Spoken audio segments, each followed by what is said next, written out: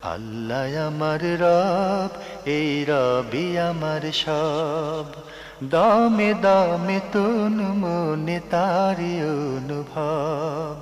তোমার দুনিয়াতে আমি যেদিকে তাকাই, অথই নিয়ামতে ডুবে আছি সবাই। পাক পাখালির গানে শুনি তসবি কলো রব, তসবি কলো রব। আল্লাহ আমার রব, এই রবি আমার সব। আসসালামু আলাইকুম, আলহামদুলিল্লাহ, আসসালাতু ওয়াসসালামু আলা রাসূলিল্লাহ। প্রিয় দর্শক, আপনারা যারা দেশে আছেন প্রবাসে, সবাইকে জানাই অনেক অনেক প্রীতি ও শুভেচ্ছা। শুরু হলো অ্যান্টিবায়োটিক এবং লাভ হলো নিবেদিত অনুষ্ঠান আপনার জিজ্ঞাসা।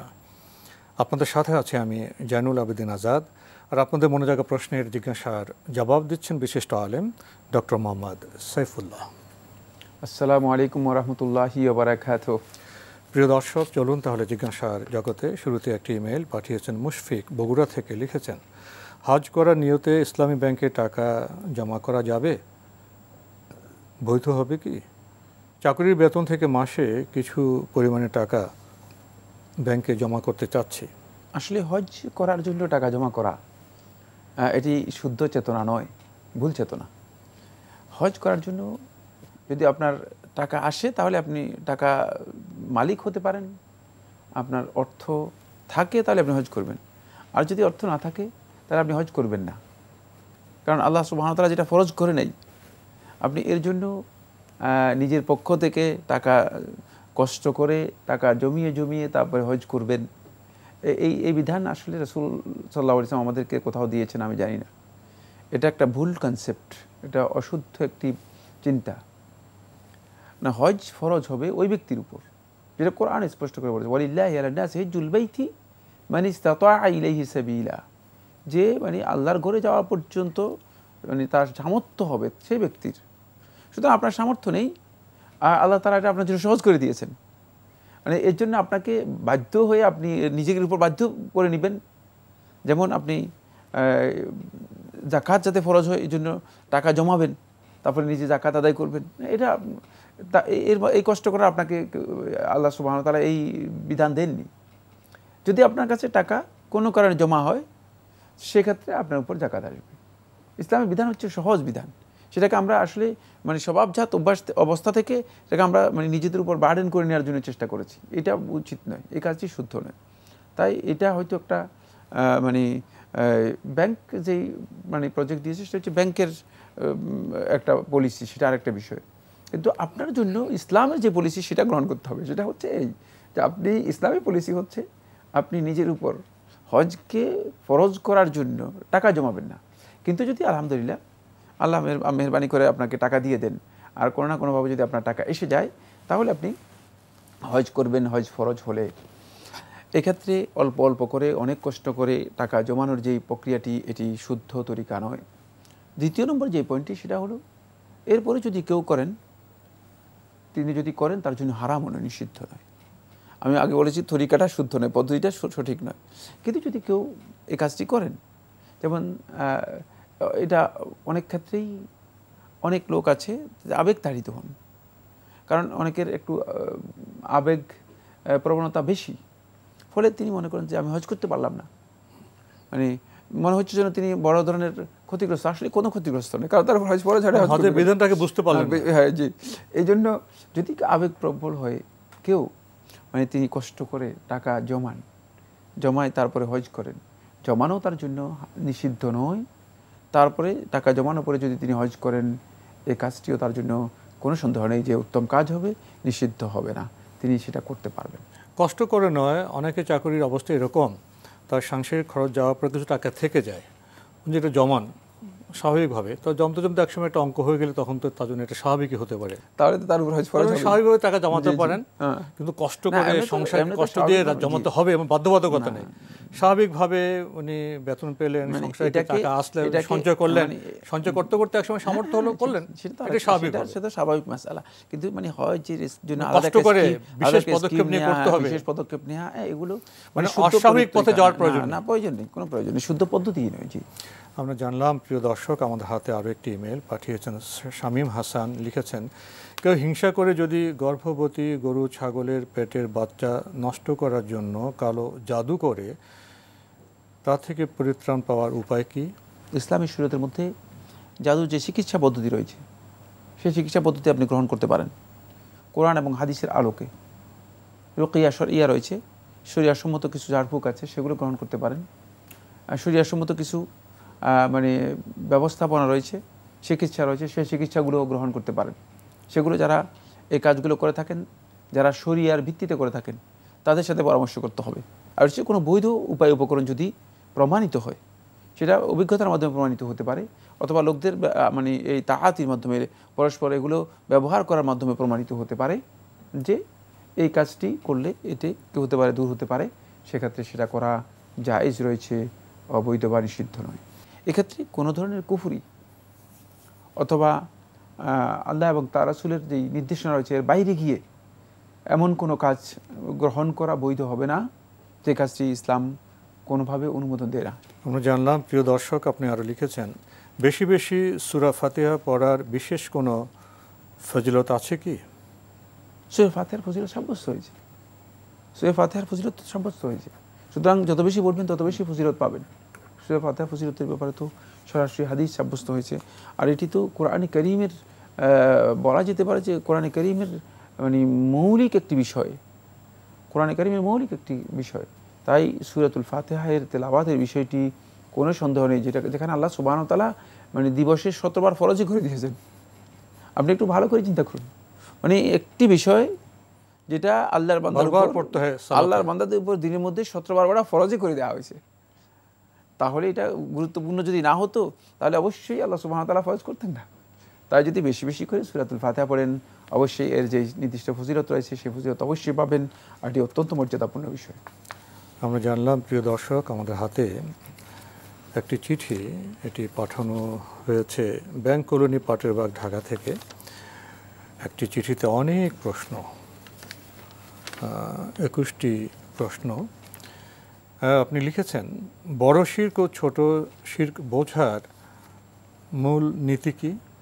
একাডেমিক প্রশ্ন, একাডেমিক বিষয় যদি কোথাও ডিসকাশন হয় সেখানে আলোচনা করা হচ্ছে সংগত। আমরা এখানে জীবনঘনিষ্ঠ যে বিষয়গুলো আছে সেগুলো আলোচনা করলে আমাদের জন্য বেশি ফায়দা। এটি আমি সকলের জন্য বলছি, শুধুমাত্র এই প্রশ্নকে যিনি করেছেন তার জন্য নয়। আর এই প্রশ্নের ব্যাপারে যে মৌলিক কথা সেটা হচ্ছে এই যে এখানে তিনি যেই শিরকের মাধ্যমে সরাসরি কোনো ইবাদতকে আল্লাহ রাব্বুল আলামিন ছাড়া গায়রুল্লাহ এর জন্য সরাসরি কোনো ইবাদতকে প্রয়োগ করা হয় থাকে, কোনো ইবাদতকে পেশ করা হয় থাকে, সেটা হচ্ছে শিরক আকবর। আপনি যদি কোনো ইবাদত সরাসরি গায়রুল্লাহ এর জন্য চলে যায় তাহলে এটা হচ্ছে শিরক আকবর। এই মূলনীতিতে আপনি পার্থক্য করবেন। আর যদি কোনো ইবাদত অথবা কোনো আমল এই সরাসরি আল্লাহ রাব্বুল আলামিনের জন্য যায় না, সরাসরি গায়রুল্লাহর জন্য যায় না, কিন্তু গায়রুল্লাহর সম্পৃক্ততা অথবা গায়রুল্লাহর দিকে এটি আপনার আমলকে নিয়ে যেতে পারে। আবার বলছি, গায়রুল্লাহর সম্পৃক্ততা অথবা গায়রুল্লাহর দিকে আপনার আমলটাকে নিয়ে যেতে পারে, এই ধরনের যদি কাজ হয় তাহলে সেই কাজটি হচ্ছে শিরক আসগর। এটা হচ্ছে মৌলিক মূলনীতি যেটা বললাম। এবার আমি একটু উদাহরণ দিয়ে চেষ্টা করব বোঝানোর জন্য। আমার মনে হচ্ছে না যে এই সমস্ত বিষয়গুলো এত সহজে বুঝে যাবেন, খুবই কঠিন বিষয়। যেমন আপনি সালাত আদায় করেছেন, উদ্দেশ্য হচ্ছে যে নির্বাচনে দাঁড়িয়েছেন ভোটের জন্য, লোকদেরকে দেখাবেন। আমি একটা উদাহরণ দিচ্ছি, এটা মানে যারা নির্বাচনে দাঁড়িয়েছেন প্রমাণ করার জন্য। জি জি, হ্যাঁ, নিজেকে যে আমি খুব মানে সালাতি এবং নামাজ পড়ি এটা বোঝানোর জন্য। মানে নির্বাচনে দাঁড়িয়েছেন ভোটের জন্য, উদ্দেশ্য হচ্ছে ভোটের উদ্দেশ্য। এই ইবাদতটা সরাসরি সার্ভ করা হয়েছিল গায়রুল্লাহ, গায়রুল্লাহর জন্য ব্যবহার করা হয়েছে, গায়রুল্লাহর জন্য প্রয়োগ করা হয়েছে, ফলে এটি শিরক আকবর। ঠিক একই সালাত আদায় করতেছেন মসজিদের মধ্যে, কিন্তু সালাতের মধ্যে রুকু সিজদা, সালাতটা আদায় করতেছেন আল্লাহর জন্য, রুকু সিজদার মধ্যে মানে এত বেশি মুআদাবাত করতেছেন, মানে একটু লম্বা বড় করতেছেন, সিজদা বড় করতেছেন, রুকু মানে আপনার মনের মধ্যে একটা যে লোকেরা মানুষ মনে করে হচ্ছে মানুষের একটা আমি যে আসলে বুজুর্গ, আমি যে আসলে আল্লাহ ভীরু মুত্তাকি, আমি যে আল্লাহর বিলায়াতের দরজায় পৌঁছে গিয়েছি, এই বাপসাপটা অন্তর মধ্যে এই ছোট্ট একটা, এটা কিন্তু গায়রুল্লাহর জন্য ব্যবহার করেন নেই, কিন্তু ভিতরে একটা মানে মানুষের দৃষ্টি, মানুষের পর্যবেক্ষণটা ইচ্ছা ছিল, মানুষের দৃষ্টি আকর্ষণ, ভিতরে এই ধরনের একটা ইচ্ছা মানে কি রয়েছে, লুকায়িত আছে। এটা হচ্ছে শিরকে আসগর। এটা সরাসরি মানে আপনার গায়রুল্লাহর জন্য ইবাদতটাকে প্রয়োগ বা পেশ করা হয়নি, কিন্তু এদিকে নিয়ে যায়, গায়রুল্লাহর মানে টার্গেটের দিকে নিয়ে যায়, এর সাথে সম্পৃক্ত হয়ে যায়। জি, ইবাদত থেকে একটু পথচ্যুত করে ফেলে। আল্লাহ আমার রব, এই রবি আমার সব। আল্লাহ আমার রব, এই রবি আমার সব। একটা চিঠি পড়ছিলাম, পাঠানো হয়েছে ব্যাংক কলোনি পাটেরবাগ, ঢাকা থেকে। আপনি আরও লিখেছেন, সালাতে শয়তান ওয়াসওয়াসা দিলে কি শুধু আউযু বিল্লাহ বলবো, নাকি আউযু বিল্লাহি মিনাশ শাইতানির রাজিম পুরাটা বলবো? আর বাম দিকে মুখ ঘুরিয়ে কি 3 বার থুতু দিব? থুতু কি বের হবে, নাকি শুধু সাউন্ড করে থু থু বলবো? সালাতের মধ্যে যদি শয়তান আপনাকে ওয়াসওয়াসা দেয় আর আপনি সেটা উপলব্ধি করতে পারেন, উপলব্ধি কীভাবে করতে পারবেন?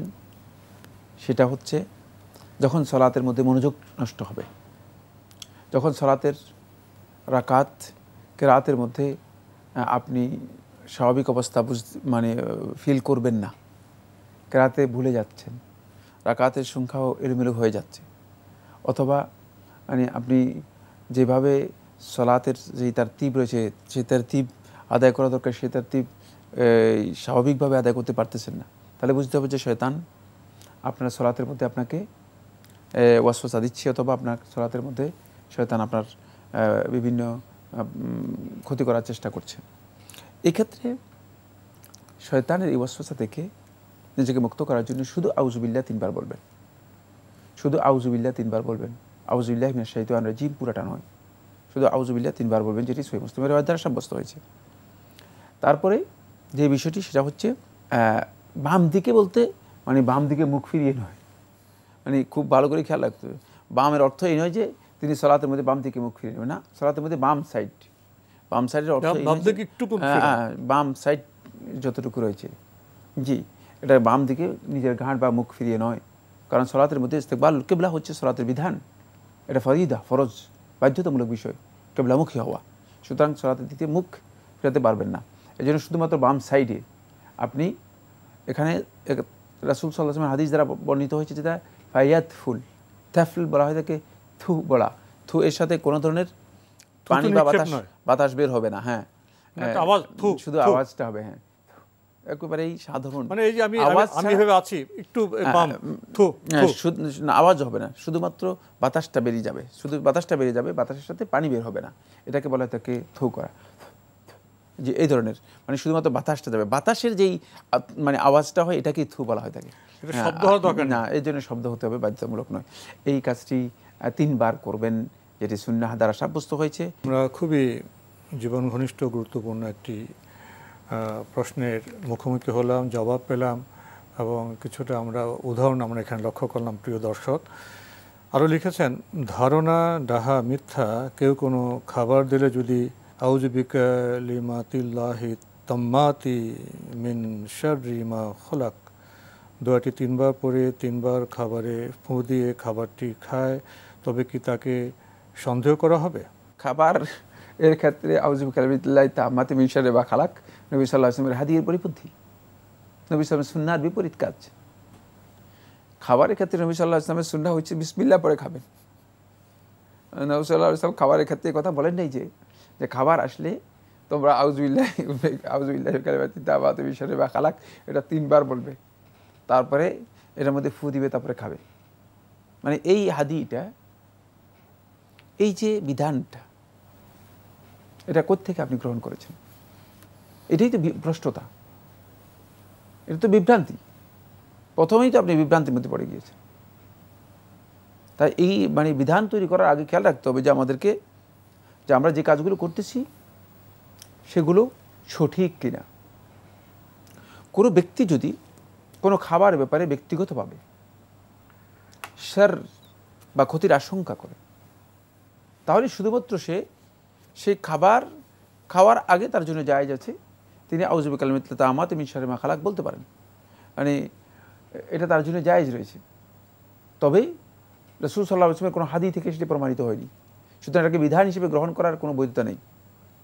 বরং এই ক্ষেত্রে উত্তম হচ্ছে যেটা খাবারের ক্ষেত্রে মানে সামঞ্জস্যপূর্ণ সেটা বলা। সেটা কি? সেটা হাদিস দ্বারা সাব্যস্ত হয়েছে। যেন আমাদেরকে বিধানগুলো নিতে হবে বুঝে, যাদের কাছে জ্ঞান আছে তাদের কাছ থেকে। বিসমিল্লাহিল্লাযী লা ইয়াদুররু মা ইসমিহি শাইউন ফিল আরদি ওয়ালা ফিস সামা ওয়া হুয়াস সামিউল আলিম। আপনি ওই বিসমিল্লাহ দিয়ে শুরু করলেন, বিসমিল্লাহিল্লাযী লা ইয়াদুররু মা ইসমিহি শাইউন ফিল আরদি ওয়ালা ফিস সামা, মানে যার নামের সাথে আসমান এবং জমিনে যা কিছু আছে কোনো কিছুর কোনো ক্ষতি হয় না। ওয়া হুয়াস সামিউল আলিম, আর তিনি সর্বদ্রষ্টা এবং সর্বজ্ঞাত। যে আল্লাহ রাব্বুল আলামিন এর এই দোয়াটি পড়ে আপনি শুরু করতে পারেন।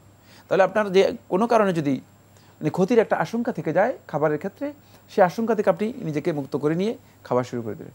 কিন্তু আপনি যেটা আবিষ্কার করেছেন এই আবিষ্কারটি আরও মানে অদ্ভুত, এটি নবী সাল্লাল্লাহু আলাইহি ওয়াসাল্লামের হাদিয়ের পরিপন্থী একটি আবিষ্কার, এটি শুদ্ধ নয়।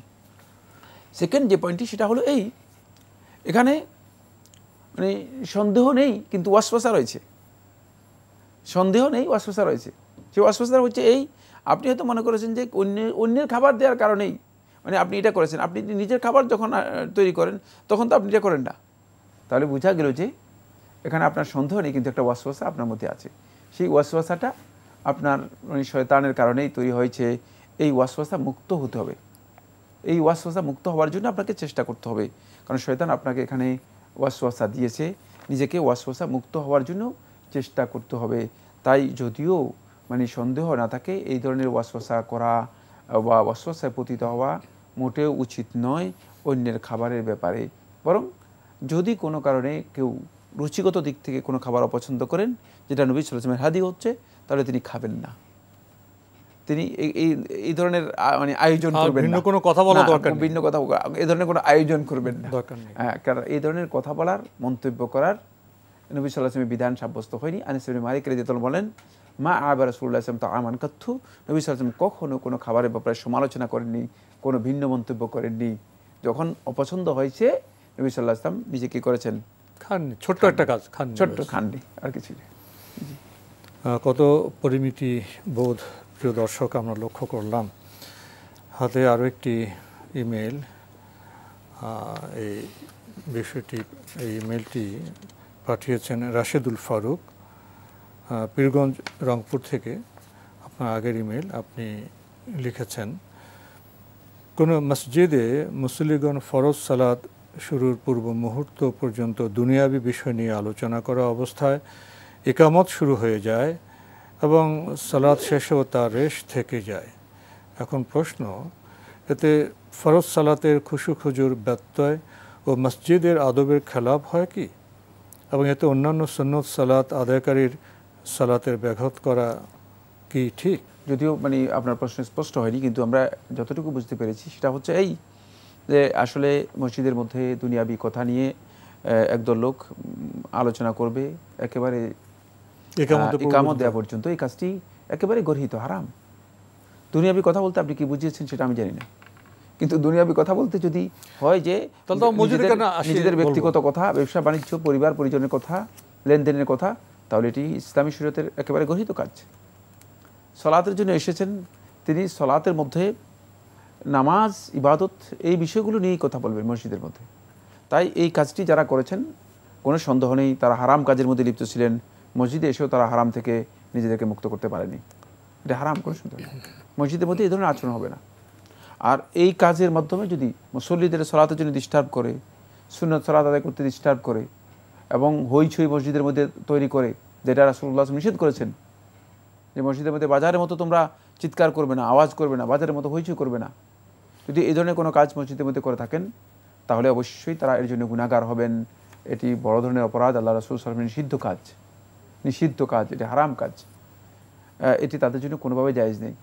কিন্তু যদি নসিহতের কোনো বক্তব্য কাউকে দেওয়া হয়, দুনিয়া সম্পর্কে কোনো কথা বলে, সেটা দুনিয়া জীবন সম্পর্কে কথা বলে, আমরা অনেকে আসলে সব কিছুকে মানে গুলিয়ে মিলিয়ে একটা মানে বড় ধরনের মিশ্রণ তৈরি করি এবং ফলে আমরা বিষয়গুলোকে বুঝাতেও পারি না। যেমন আপনি দুনিয়াবে কথা এটা কি বুঝিয়েছেন সেটাও অস্পষ্ট রয়ে গিয়েছে। আসলে এই প্রশ্ন অস্পষ্ট হলে সঠিক জবাব দেওয়া কি সম্ভব? এই প্রশ্ন রেখে আমরা আজকের অনুষ্ঠান এখানে শেষ করছি। আপনাকে অনেক ধন্যবাদ। আপনাকে অশেষ ধন্যবাদ। প্রিয় দর্শক, আমরা দেখছিলাম এনটিভি আয়োজিত এবং লাভ হলো নিবেদিত অনুষ্ঠান আপনার জিজ্ঞাসা। আমাদের এই অনুষ্ঠান আপনারা এনটিভি অনলাইনেও দেখতে পারবেন। ভিজিট করুন www.ntvbd.com। এছাড়া ইউটিউবে এবং আমাদের ভেরিফাইড ফেসবুক পেজে অনুষ্ঠান দেখতে পারবেন। প্রশ্নটি অস্পষ্ট ছিল, জটিল ছিল, তাই খুব বেশি আমরা কথা বলতে পারিনি। তবে একটি বিষয়ে আমাদের ডক্টর মোহাম্মদ সাইফুল্লাহ দৃষ্টি আকর্ষণ করেছেন। দুনিয়াবি কথা বলতে আমার একান্ত ব্যক্তিগত দুনিয়ার যে স্বার্থ নিয়ে কথা বলা, সে বিষয় নিয়ে তো আমরা মসজিদে যাই না, মসজিদে আমরা সালাত আদায় করতে যাই। কিন্তু জীবন এবং জগৎ সম্পর্কে যদি কথা বলতে আমরা চাই, তখন দুনিয়া কি, আখিরাত কি, এই যে দিনের যে দৃষ্টিভঙ্গি যদি কেউ তুলে কথা বলতে চান হেদায়েতের উদ্দেশ্যে, সেটা ভিন্ন বিষয়। এই পার্থক্যগুলো অবশ্যই আমাদের উপলব্ধি করতে হবে, বুঝতে হবে। চিঠি লিখুন, প্রশ্ন পাঠান আমাদের ঠিকানায়। পরিচালক আপনার জিজ্ঞাসা, এনটিভি, বিএসসি ভবন, 7ম তলা, 102 কাজী নজরুল ইসলাম এভিনিউ, কারওয়ান বাজার, ঢাকা 1215। আপনারা ইমেলও করতে পারেন। আমাদের ইমেল অ্যাড্রেস আপনার জিজ্ঞাসা @ntvbd.com। প্রিয় দর্শক, মহান আল্লাহ আমাদের সবাইকে নিরাপদে রাখুন, রাখুন শান্তিতে। আসসালামু আলাইকুম। আল্লাহ আমার রব, এই রবি আমার সব, দামে দামে তন মনে তারি অনুভব। আল্লাহ আমার রব, এই রবি আমার সব।